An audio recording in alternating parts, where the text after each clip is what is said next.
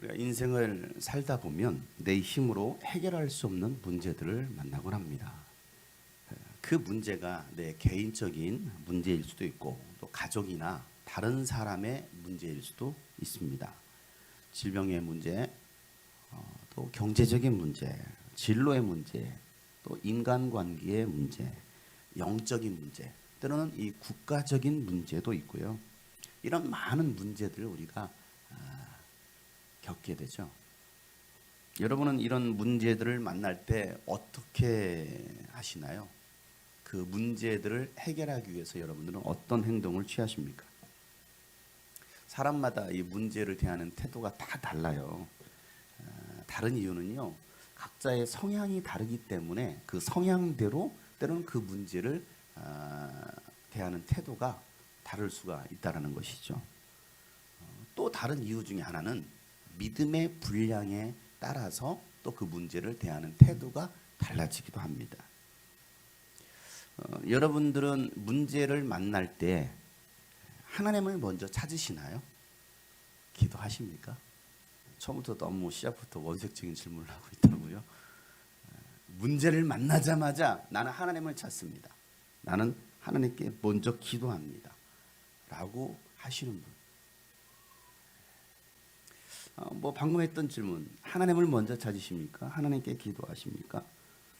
당연한 질문이잖아요. 그런데 그 질문에 바로 예라고 답변할 수 있는 사람들은 많지 않은 것 같아요. 저도 마찬가지예요. 저도 문제를 만나면요, 그 문제에 대해서 제가 하는 것은요, 원인 분석을 먼저 합니다.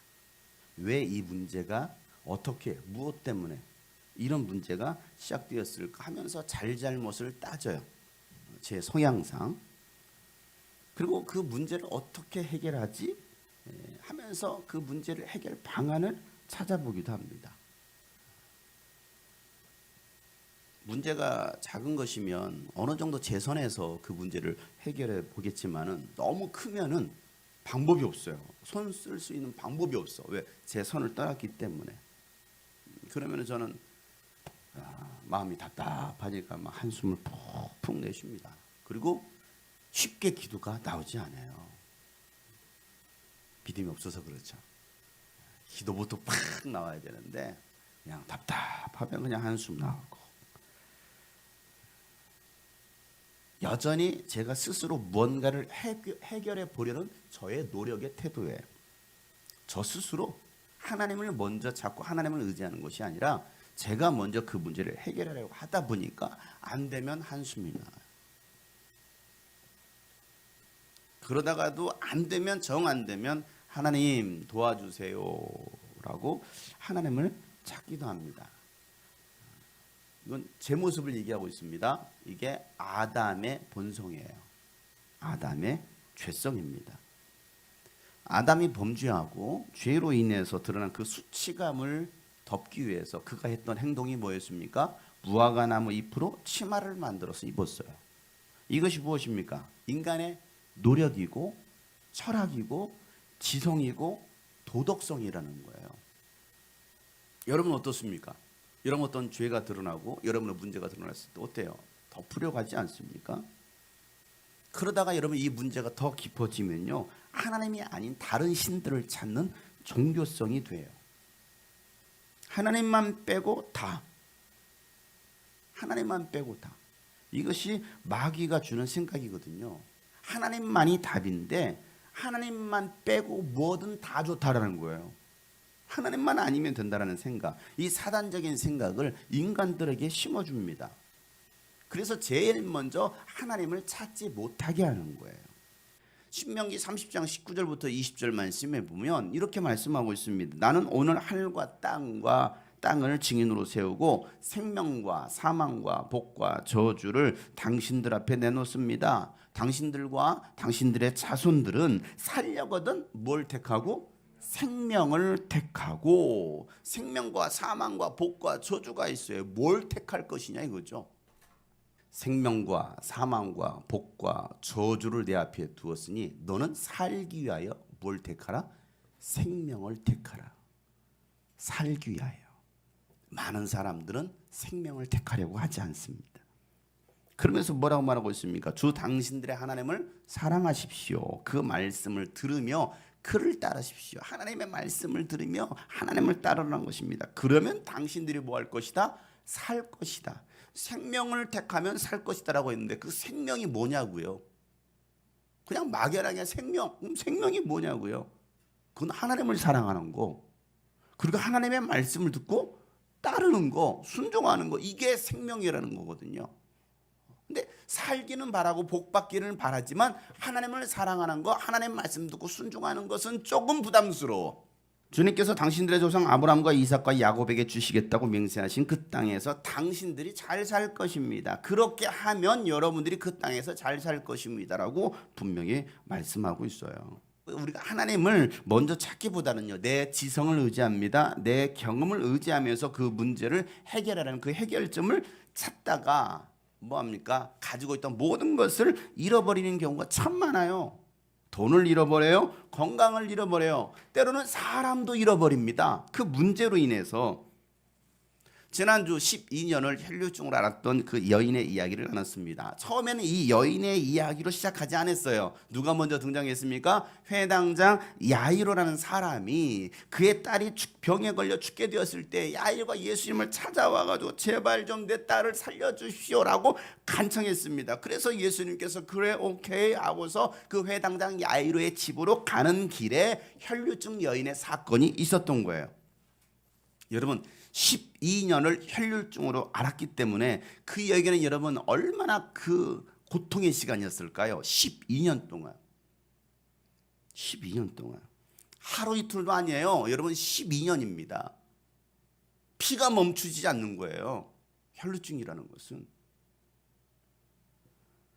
부정한 것도 부정한 것이지만 이 여인에게는 엄청난 고통이었다 이거죠.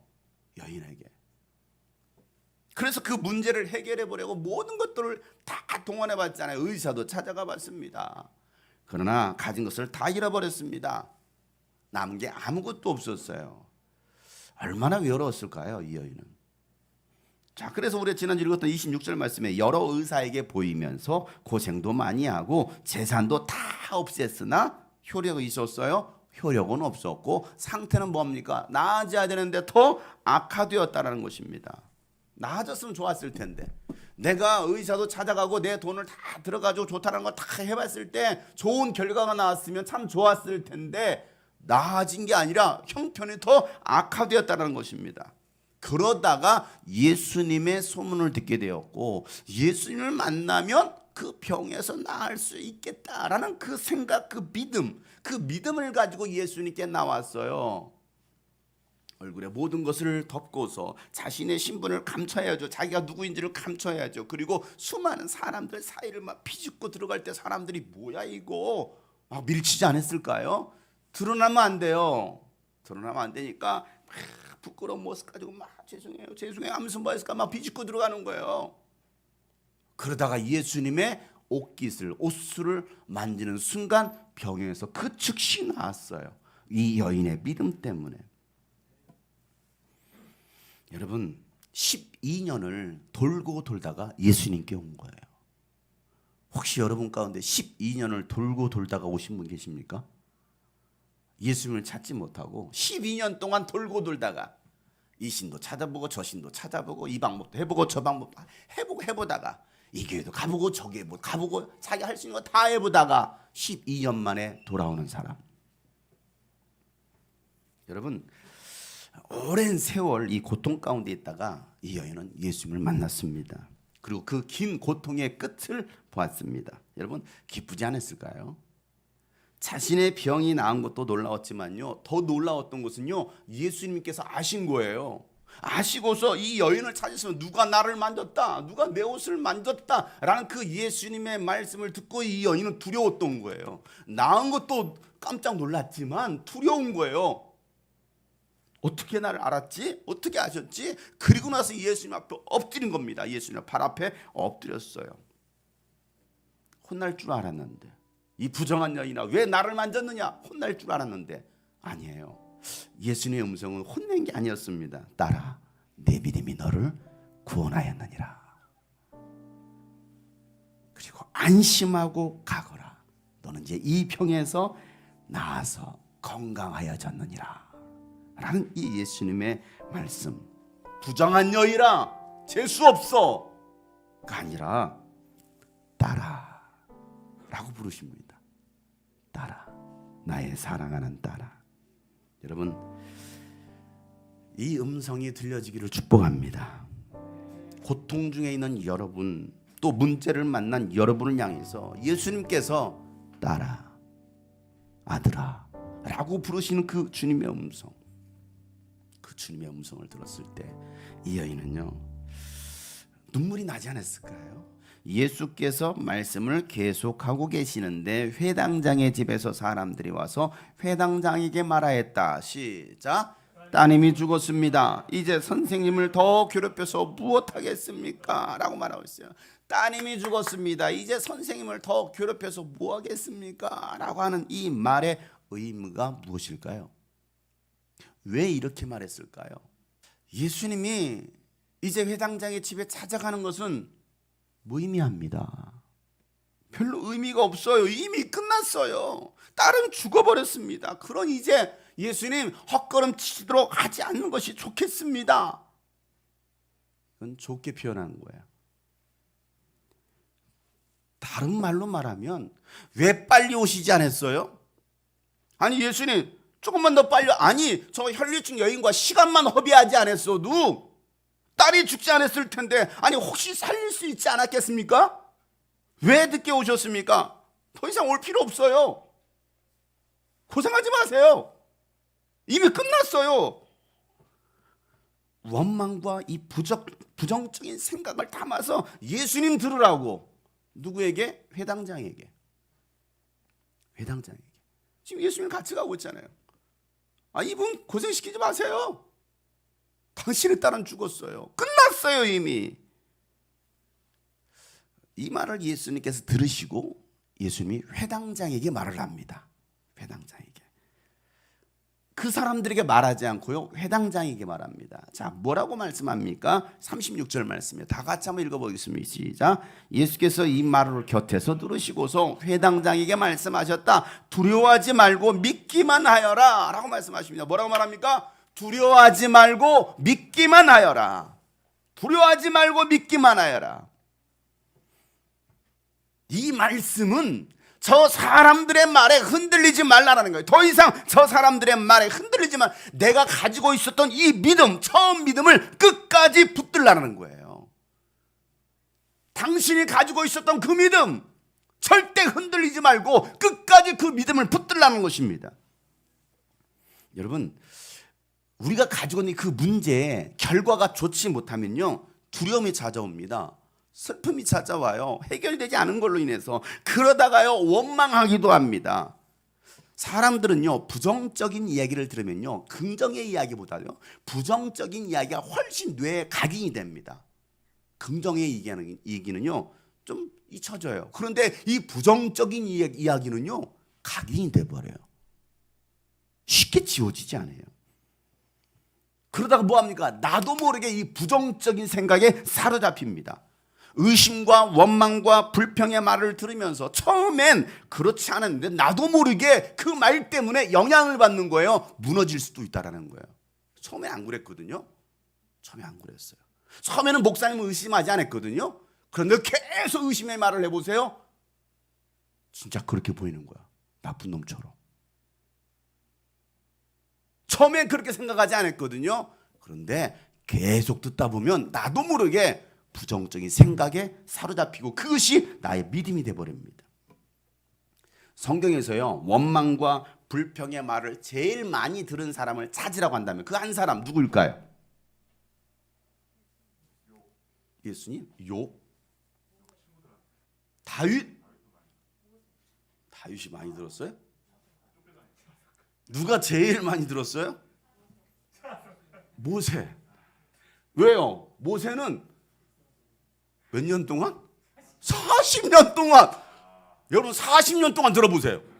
40년 동안 쫓아다니면서 이 나쁜 새끼 너 때문에 우리가 죽으려고, 아니 우리를 죽이려고 40년 동안 쫓아다니면서 어떨 것 같습니까 여러분?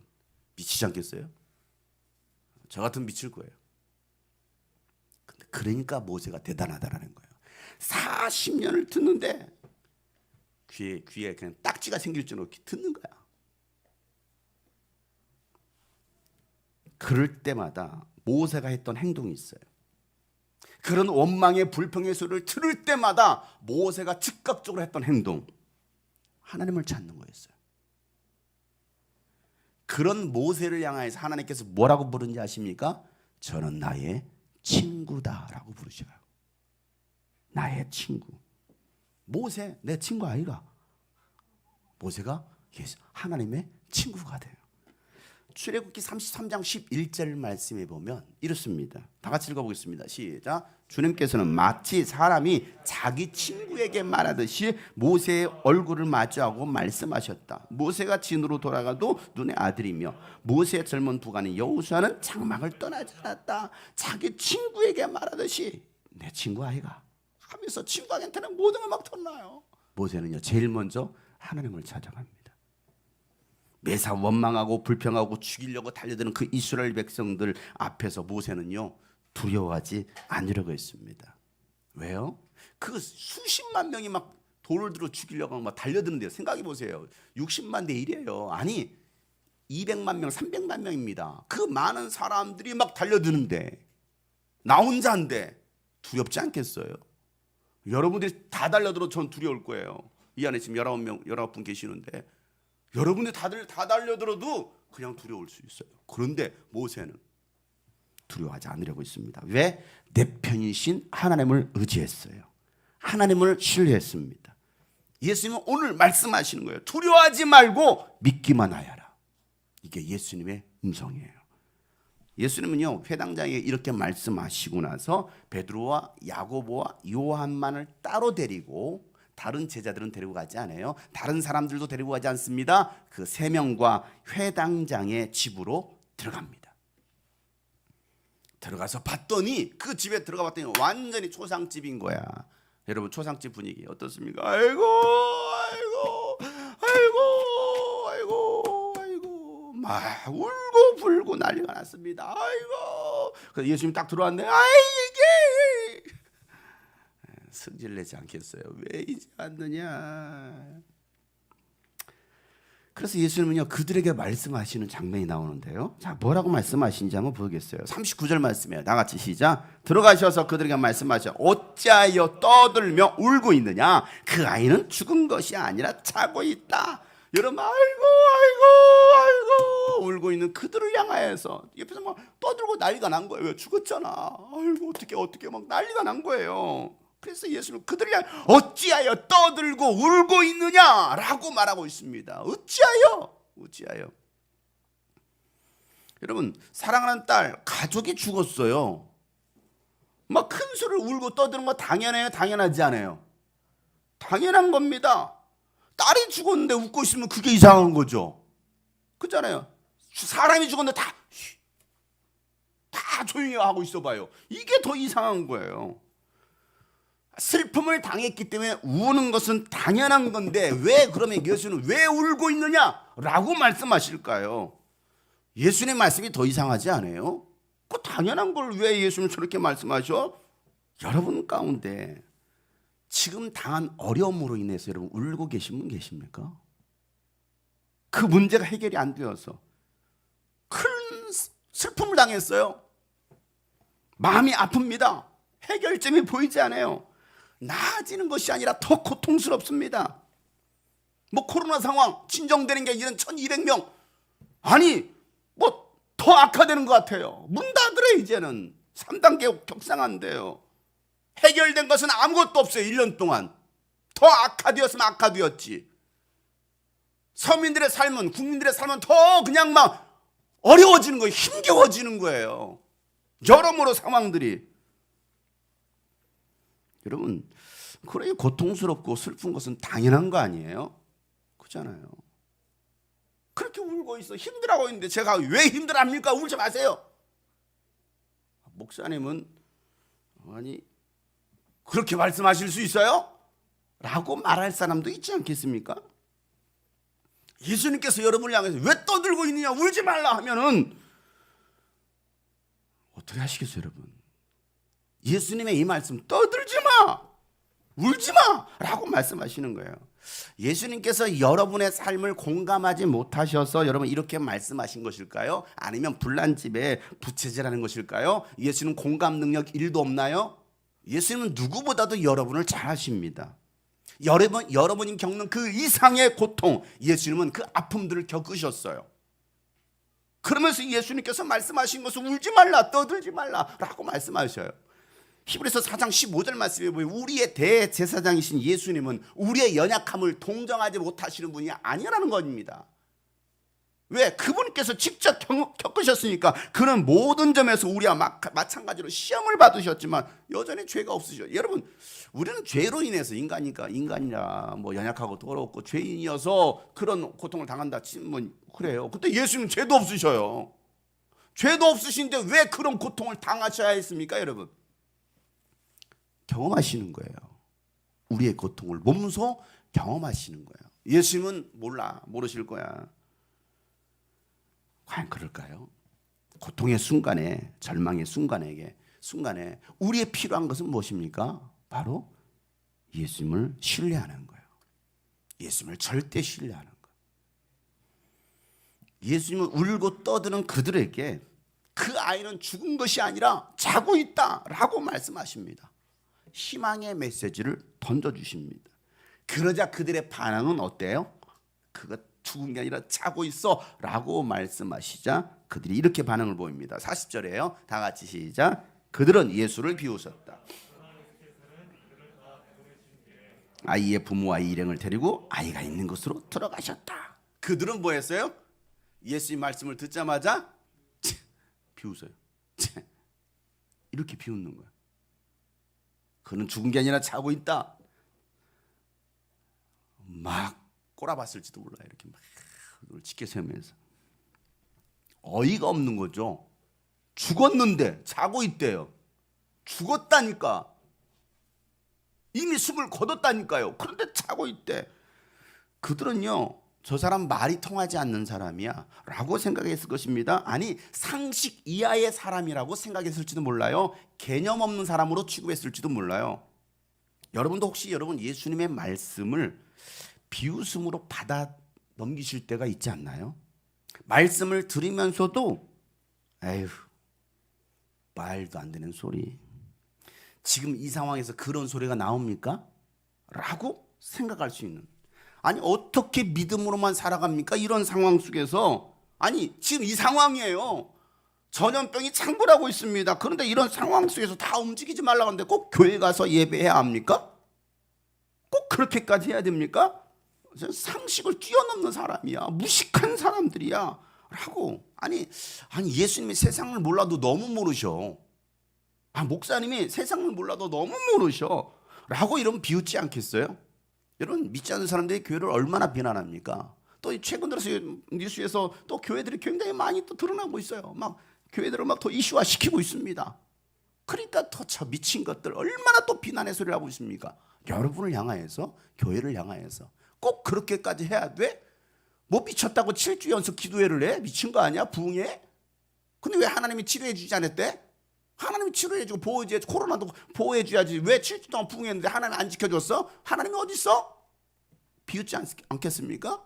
언론에서는 그렇게 더 이슈화 시키는 거예요. 여러분, 예수님께서 왜 그러면 상식 이하의, 아니 상식적인 이야기가 아니잖아요. 이건 왜 그들에게 울지 말라고 말씀하셨을까? 왜 떠들지 말라고 말씀하셨을까요? 울지 말라, 떠들지 말라. 왜 예수님께서 이렇게 말씀하셨을까요? 예수님은요, 야이로의 믿음을 보신 거예요. 다른 사람들의 믿음을 보신 게 아니라 야이로의 믿음을 보신 거예요. 죽어가고 있는 딸을 살릴 수 있다는 믿음, 아니 죽었어도 살릴 수 있다는 그 믿음이 야이로가 가지고 있었습니다. 그 믿음을 보시고 야 울지마 떠들지마. 야이로의 마음을 흔들어 놓지 마. 부정적인 말, 의심의 말을 쏟아내는 거예요. 비웃는 거예요. 예수님의 말씀을 듣고 나서도 여전히 비웃는 것입니다. 그 야이로의 믿음을 흔들어 놓고 있습니다. 여러분의 믿음을 흔들어 놓고 있어요. 누가? 그 사람들이.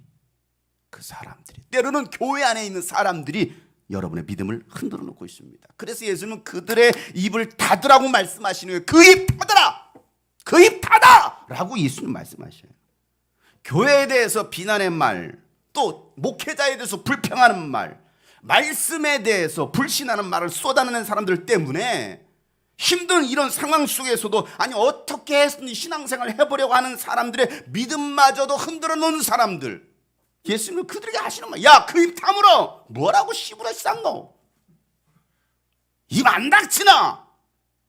예수님이 이와 같이 말씀하시는 거예요. 전라도 말하면 그 주둥이 안 닥쳐? 그리고 나서 그 믿음 없는 사람들 다 내보내버리십니다. 나가! 너희들은 여기 있으면 안 돼. 다 나가! 사회적 거리두기가 아니라 신앙적 거리두기 하시는 거예요. 여러분, 이 말을 명심하세요. 여러분 곁에 있어야 될 사람이 누구인지를 잘 생각하셔야 됩니다. 여러분 곁에 믿음의 사람들을 많이 두시길 바랍니다. 의심과 원망과 불평과 짜증을 내뱉는 사람들을 가까이 두지 마세요. 여러분들도 오염될 수 있어요. 여러분들도 전염될 수 있어요. 예수님은요, 다 내보내시고 그 아이의 부모를 데리고 아이가 있는 그곳으로 들어가십니다. 여러분, 죽은 게 아니라 자고 있으면 뭐 하면 돼요? 가서 깨우면 돼. 야, 일어나. 깨우면 돼요. 사랑하는 여러분, 이 믿음이 여러분에게 있기를 주 이름으로 축복합니다. 죽은 게 아니라 잠들었습니다. 여러분의 문제는 끝난 것이 아닙니다. 잠자고 있는 거예요. 다시 깨우면 됩니다. 다시 이렇게 세우면 돼요. 예수님께서 깨우시면 되는 거예요. 그러면 죽었다가도 살아나는 거예요.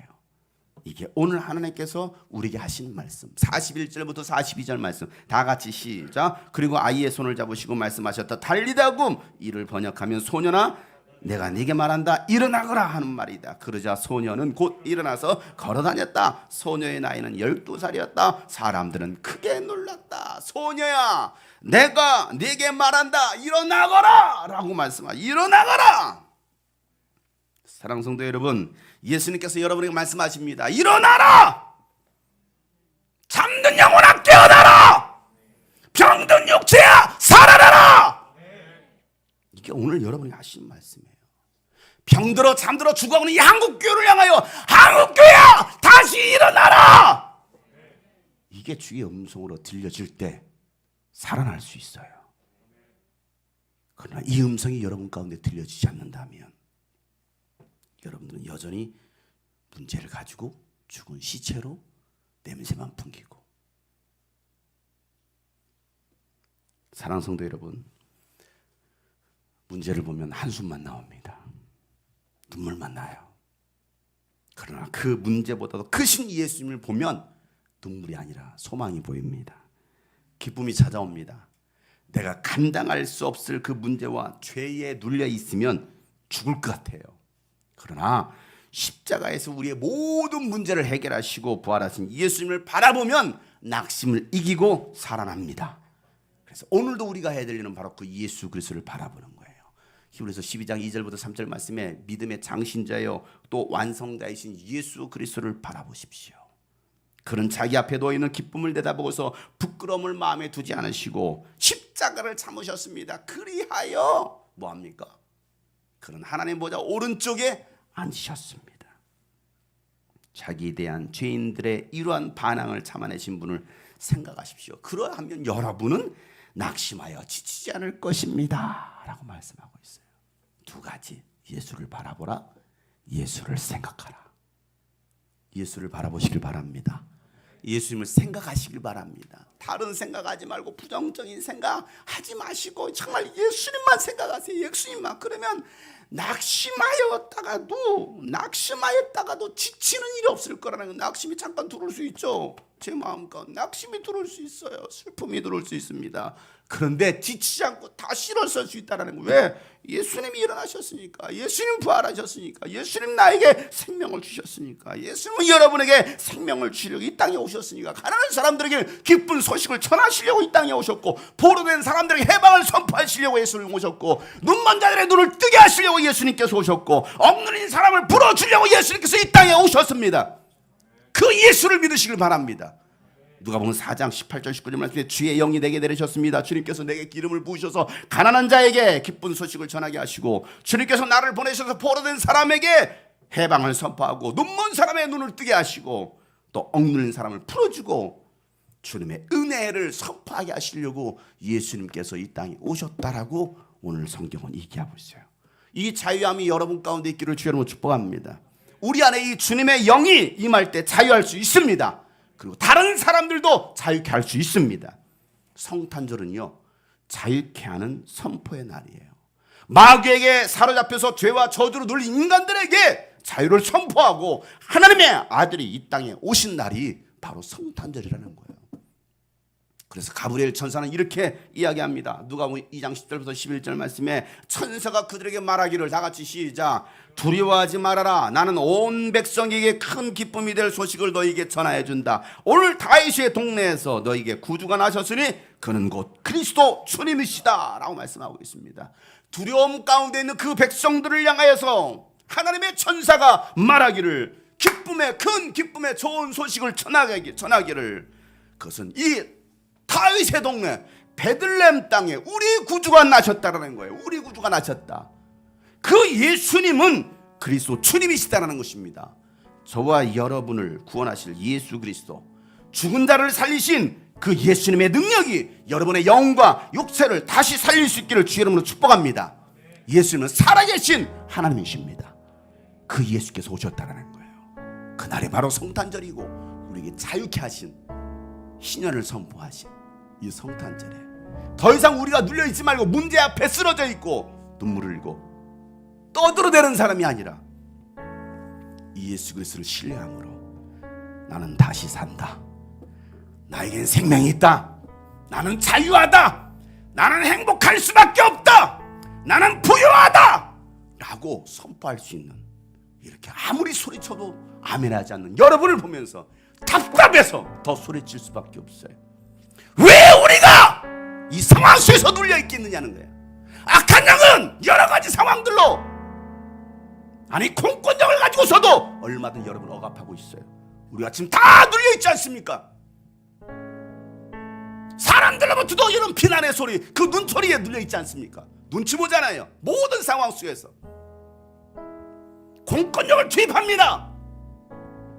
잡아가겠대요. 3개월 동안 교회를 문 닫게 하겠대요. 벌금을 때리겠대요. 벌벌 떠는 거예요. 아니 북한이 쳐들어와서 공산당이 총을 들면서 죽인다고 예수 믿겠다라고 했잖아요, 여러분. 그 고백은 어디 가고 두려워 떨고 있는 거예요. 담대함을 잃어버렸습니다. 두려워하지 말라, 믿기만 하라.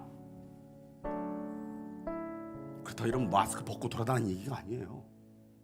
왜 우리는 이 문제 앞에서 그냥 쩔쩔매고 바퀴벌레 마냥 숨어 지내느냐 이거예요. 한국교회뿐만 아니라 모든 믿음의 사람들이, 전 세계 있는 믿음의 사람들이 장악당하고 있습니다. 이런 전염병 상황 하나님께서 하시고 계십니다. 하나님께서 하고 계십니다. 왜요? 회개하라고! 회개하라고! 마지막 때를 준비하라고! 마지막 알곡과 죽정이를 가르는 이 시기에 정신을 차리고 깨어있으라고. 그러나 우리는 정신 못 차리고 헤매고 있는 거예요. 수많은 목사들도 정신을 못 차리고 헤매고 있어요. 오늘 주님께서 말씀하십니다. 두려워하지 마라. 울고 떠들지 마라. 믿기만 하라. 죽은 게 아니라 잠들었다. 그러니 여러분의 영혼을 다시 깨우시길 바랍니다. 우리 교회를 다시 깨우길 바랍니다. 여러분의 가정을 깨우시길 바랍니다. 이 성탄절에 기쁨의 좋은 소식, 예수 안에서 자유하세요. 예수만이 구원입니다. 예수만이 참 생명입니다. 선포할 수 있기를 주의 이름으로 축복합니다.